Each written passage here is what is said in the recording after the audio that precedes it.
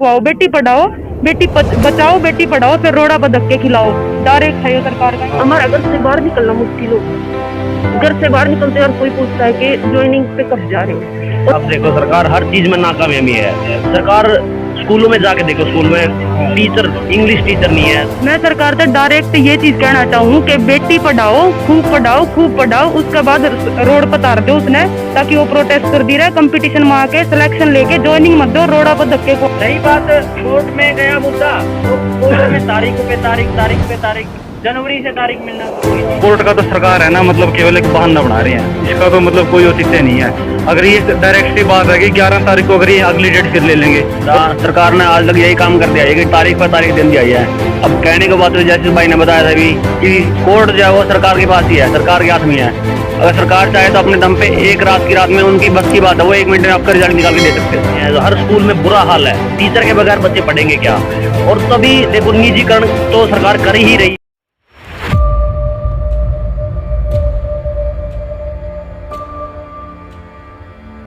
HSSC Haryana staff selection commission जो बच्चों के साथ बहुत बड़ा खेल खेल रही है। तारीख पे तारीख, आपने सनी देओल की एक फिल्म का एक डायलॉग सुना होगा, तारीख पे तारीख, कैंसल, रिवाइज, कैंसल और रिजल्ट के बाद ज्वाइनिंग के लिए भी आंदोलन।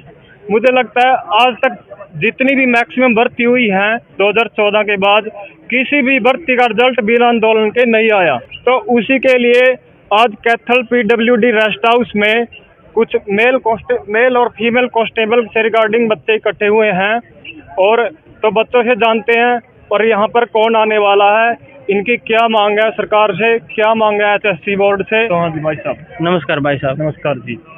तो यहाँ पर किस लिए इकट्ठे हुए हैं भाई साहब? हम जी एक हमारी सिंपल सी डिमांड है, क्लियर कट ये है कि जो HSSC गलतियां कर रही है, एक तो वो गलतियां करना बंद करे, ताकि जो हरियाणा के स्टूडेंट हैं उनके भी के साथ खिलवाड़ ना हो।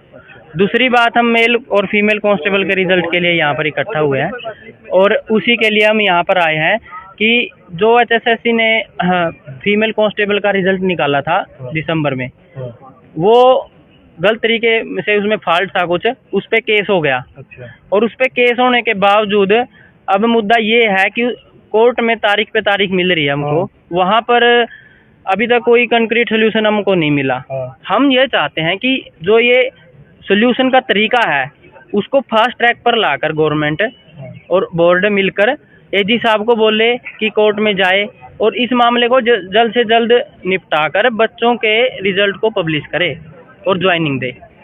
करीब 2 अक्टूबर 2021 को HSSC का जो ये मेल और फीमेल कांस्टेबल का जो एग्जाम हुआ था, उसके बाद करीब 5 या 6 महीने हो चुके हैं और अभी तक HSSC ने रिजल्ट जारी नहीं किया है। तो इसको मद्देनजर रखते हुए आपको क्या क्या परेशानी सामना करनी पड़ रही है, और क्या आपको लगता है 11 मई को भी इसका सोल्यूशन हो पाएगा? देखो, बात ये है कि ये 2021 की बात नहीं है, बात है 2019 की। आप 2021 बोल रहे हो, जो ये 2019 की बात है। स्टार्ट ये 2019 की है जो भर्ती है HSSC मेल और फीमेल कांस्टेबल की, और सरकार ने इसको 3-4 साल से खींच के रखा है। मैं डायरेक्ट सरकार से ये बात बोल रही हूँ कि 2019 में भर्ती चलाई थी, उस टाइम मैक्सिमम लड़कियां की एज एलिजिबल थी वो लड़की, लेकिन 2022 आते आते उनके वो एज से एक्सपायर हो चुकी, मतलब जो उन्हें कांस्टेबल में एज उन्हें चाहिए थी। तो इसका मतलब ये है कि सरकार की ये एक डायरेक्ट नाकामी है। अगर 4 साल से भर्ती चल रही है तो अब ये बताओ, उस टाइम वो एलिजिबल थी, इस टाइम वो एलिजिबल नहीं। और सरकार को एक प्रैक्टिकल चीज ये सोचनी चाहिए, इसमें कितने सारे प्रोसेस है, पहले फॉर्म भरो, उसके बाद कंटिन्यू तैयारी करो, प्लस में एग्जाम की कोई डेट नहीं है, उसके बाद अगर एग्जाम हो गया तो इन्हें फटाफट रिजल्ट PST का दे दिया, PST के सिर्फ 4 दिन बाद इन्हें PMT ले ली, PMT का 1 हफ्ते का इन्हें टाइम दिया, ठीक है, PMT करवा दी, उसके बाद इन्हें रिजल्ट दिया 15 दिसंबर ने हमारा 15 दिसंबर ने रिजल्ट दे के इन्हें किस मेथड से दिया, ये चीज कैंडिडेट ने किसी भी इन्हें नहीं बोली, ठीक है, इस मेथड से दो। तो इसमें ये बताओ हमारी क्या गलती है? हम सरकार से ये पूछा कि हमारी क्या गलती है? इसमें 50% लड़की जो है वो एज हो चुकी, प्लस में मैरिड हैं। करीब 4 साल से ये भर्ती का प्रोसेस चल रहा है। इस भर्ती के इस प्रोसेस की वजह से, HSSC की नाकामी की वजह से बहुत सारे बच्चे हैं जो ओवर एज हो चुके हैं, वो किसी जो इस भर्ती के लिए अप्लाई करने के लिए नॉट एलिजिबल हो सकते हैं। तो हम HSSC से क्वेश्चन करना चाहते हैं, जो ये बच्चों का नॉट एलिजिबल और अवरेज का जो मिस्टेक है इसका खामियाजा कौन भरेगा? क्या बच्चों को एक्स्ट्रा इसके लिए टाइम दिया जाएगा? अब मैं खट्टर साहब से, अनिल विज साहब से, HSSC के चेयरमैन से, हाई कोर्ट के जो भी हमारा जज जयश्री ठाकुर जी हैं, AG हमारे जो भी हैं, उनसे सबसे एक हाथ जोड़ के रिक्वेस्ट है, भाई हम मैरिड हाँ, हमने घर से निकल दिया नहीं, बहुत परेशानी हो है। जो लड़की मैरिड है या अनमैरिड भी है, मैरिड का ये देखो, मायका में भी ये हो रहा है कि छोरी की फलाने की छोरी का सिलेक्शन हो गया, ससुराल में भी ये रहा है कि फलाने की बहू का या फलाने का घर में सिलेक्शन हो गया, दो जगह तो बेइज्जती, हम घर से निकलने के चोर हो गए। मतलब हमारा मेंटली डिप्रेशन सरकार ने इस हद तक चेक करना शुरू कर रखा है कि हम घर से निकल दिया नहीं, चाहे हमारा कोई प्रोटेस्ट हो या फिर बालक हमने कितने भी बुलांदे हो, जो हमारी फिलहाल जो मीटिंग सभा हो रही है इस टाइप की अगर सभा है, ये चीज करने खातर हम कितने मजबूर हो गए। सरकार ने एक नारा दिया था 2015 HSSC की जो ये प्रोसेस है, एक बार रिजल्ट निकाल के 3-4 महीने बाद फिर उसी रिजल्ट को दोबारा रिवाइज कर देती है। इससे जिन बच्चों को मानसिक परेशानी का सामना करना पड़ रहा है, उन बच्चों से हम आपको रूबरू करा रहे हैं। और एक बात भाई ये कहते हैं HSSC मतलब कि भाई कोर्ट का मतलब हवाला देते हैं। जैसे हम बाड़ा में नीलवीर से मिलने गए थे तो उन्होंने सबसे पहले यही हवाला दिया कि मतलब कोर्ट में हाथ जोड़ के चले गए वो। उसी से 10 मिनट पहले वो जिला कष्ट निवारण की कमेटी में बैठे थे, वहाँ पे भी तो अध्यापक बैठे थे। उनको उन्होंने क्या बोला कि सबसे पहले मैं तुम्हारे लिए बैठा हूँ। हालांकि कोर्ट में उनकी भी रद्द कर रखी है, हम भी बाहर किए हैं कोर्ट के द्वारा, लेकिन दिक्कत क्या है कि उनकी स्ट्रेंथ है वहाँ पे। ठीक है, अब मेन बात ये है कि कोर्ट का हवाला, कोर्ट ने तो ड्राइंग टीचर भी बर्खास्त कर दिए थे, वो भी लगाए कौशल के तहत, PTI भी बर्खास्त कर दिए थे, वो भी लगाए। कोर्ट ने तो उनको भी मना कर दिया था। कोर्ट का तो सरकार है ना, मतलब केवल एक बहाना बना रहे हैं, इसका तो मतलब कोई औचित्य नहीं है। अगर ये डायरेक्ट सी बात है कि 11 तारीख को अगर ये अगली डेट फिर ले लेंगे, और मेन इश्यू तो ये है उसके बाद 2 महीने की छुट्टी है कोर्ट की। यानी आप कहना चाह रहे हैं कोर्ट सरकार के अनुसार चलता हाँ, है? अगर सरकार करने को है ना, कुछ पहले भी 2018 वाली भर्ती भी आज भी केस है, वो बच्चे अभी भी उनकी चल रही है, मतलब उनमें कोई लिटिगेशन फाइल करता है तो कोर्ट का तो एक बहाना बना रहे हैं। इसके अलावा कोई वो है नहीं है इनके पास, मतलब कोई उचित नहीं सरकार के पास कहने का।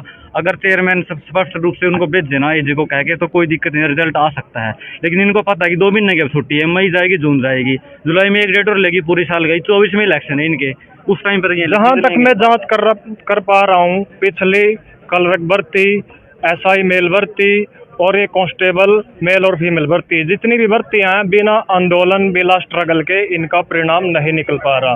बच्चों को बहुत सारा मानसिक डिस्टर्बेशन फील हो रहा है। उसी के रिगार्डिंग आज कैथल में PW रेस्ट हाउस में बच्चे इकट्ठा हुए हैं।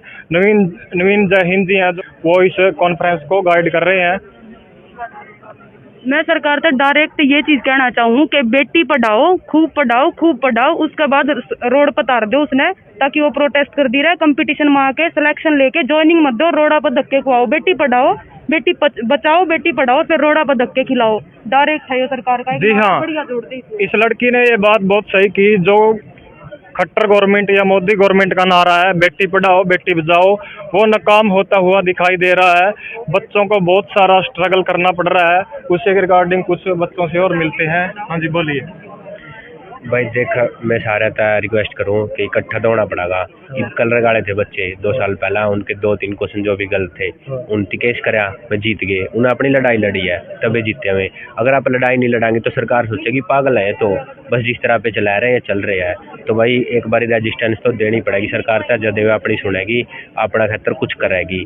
अगर आज आप इकट्ठे ना हो ना तो आगे भी नहीं चलता रहेगा, ये अटकाते रहोगे भर्तियाँ ना, फिर बाद में कैंसिल करेंगे, रिजल्ट रिवाइज करेंगे।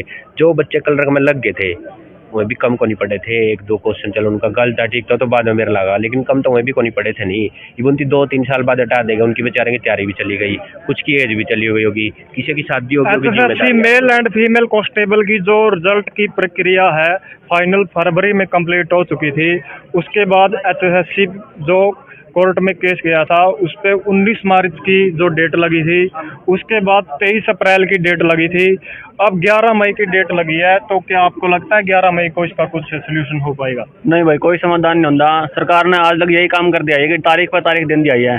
अब कहने के बाद तो जैसे भाई ने बताया था भी कि कोर्ट जो है वो सरकार के पास ही है, सरकार के हाथ में है। अगर सरकार चाहे तो अपने दम पे एक रात की रात में, उनकी बस की बात है, वो 1 मिनट में आपका रिजल्ट निकाल के दे सकते हैं, बट लेकिन वो नहीं दे रहे हैं। क्यों नहीं दे रहे हैं? क्योंकि उनको ये दिख रहा है कि हमारे पास मुद्दा ही हरियाणा में बेरोजगारी का है।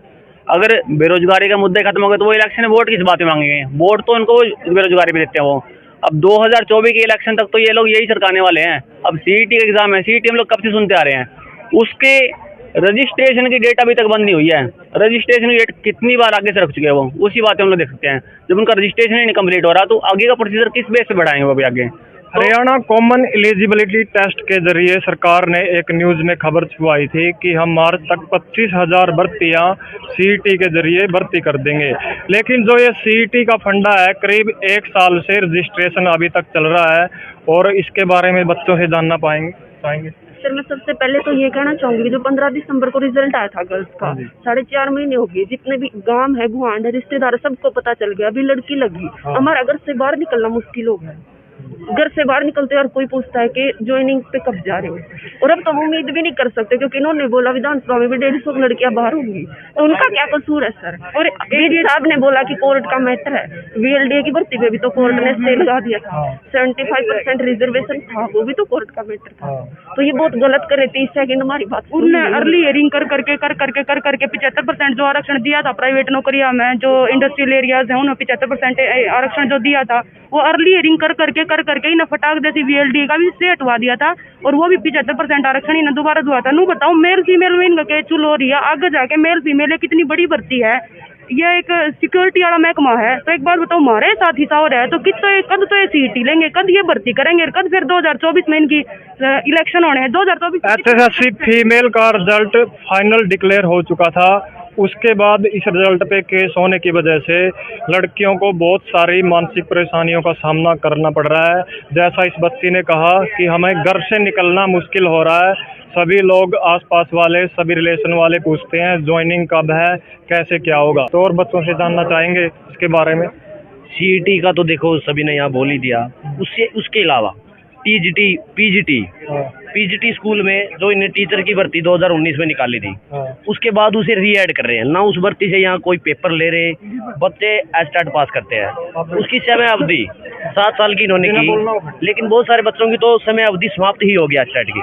उसके अलावा भी इन्होंने एचपीएससी की जो सहायक प्रोफेसर की भर्ती 2500 पोस्ट जो इन्होंने निकाली थी, उसको भी इन्होंने घटा के अब 1922 पोस्ट बोल रहे हैं। और वो भी मतलब पहले एग्जाम होता था एचपीएससी का, जो 88 नंबर का एग्जाम होता था, 88 नंबर का, उसको भी ये समाप्त कर रहे हैं। ये चाहते हैं कि बैकडोर एंट्री से हम भर्तियां कर दें। यानी कि आप कह रहे हैं जो हरियाणा कौशल रोजगार निगम है वो सरकारी भर्तियों का निजीकरण का एक निगम बना दिया, वो सरकारी भर्तियों को जड़ से खत्म करने की एक प्लानिंग है। जहां तक मैं देख पा रहा हूं, करीब पिछले 5 या 7 साल से टीजीटी पीजीटी टीचिंग लेवल की कोई भी भर्ती गवर्नमेंट लेवल पे नहीं आई है। लेकिन ये जो सरकार है, एचएसएससी बोर्ड है, हरियाणा कौशल रोजगार निगम, जो पिछले 4-5 महीने से जिसकी फाउंडेशन हुई है, उसके जरिए टीजीटी पीजीटी और बहुत सारी भर्ती करने लग रहा है, और इन्होंने इन भर्तियों को कभी परमानेंट नहीं निकाला। अब देखो सरकार हर चीज में नाकामयाबी है। सरकार स्कूलों में जाके देखो, स्कूल में टीचर, इंग्लिश टीचर नहीं है, हर स्कूल में बुरा हाल है। टीचर के बगैर बच्चे पढ़ेंगे क्या? और तभी देखो निजीकरण तो सरकार कर ही रही है। अगर सरकार चाहे तो समय से भर्ती करे। टीचर जो बेकार 5-5 हज़ार रुपये में स्कूलों में फिर रहे हैं, ऊपर से सरकार कोरोना से नाम से पूरे देश में ठग रही है। हर बार जब एग्जाम की डेट आती है तभी कोरोना की लहर को लेके आ जाते हैं। अब चौथी लहर की भी ने जून की आशंका जताई है कि चौथी लहर जून में आ जाएगी, और ये मैं तो इसके पीछे एक राजनीति की मान रहा हूँ। सरकार चाहती है कि इलेक्शन के पास ही जाके हम सारी भर्तियों को क्लियर करें, और उससे पहले सरकार सिर्फ एक ढकोसले दे रही है, बच्चों के भविष्य के साथ खेल रही है, और इससे सरकार अपनी नाकामयाबी जता रही है। बच्चों की जहां तक मानसिकता में समझ पा रहा हूं, बच्चे कह रहे हैं कि जो भी गवर्नमेंट रिजल्ट है वो देना चाहती है, वो राजनीतिक हिसाब से देना चाहती है, और उसको सरकार रिजल्ट है राजनीतिक तौर पर दे रही है, और बच्चों की एलिजिबिलिटी के हिसाब से रिजल्ट नहीं दे रही है। तो देखते रहिए वेदांत क्रांति, और जो भी आज की कॉन्फ्रेंस का रिजल्ट मिलेगा वो हम अपनी साइट पे डालते रहेंगे। धन्यवाद।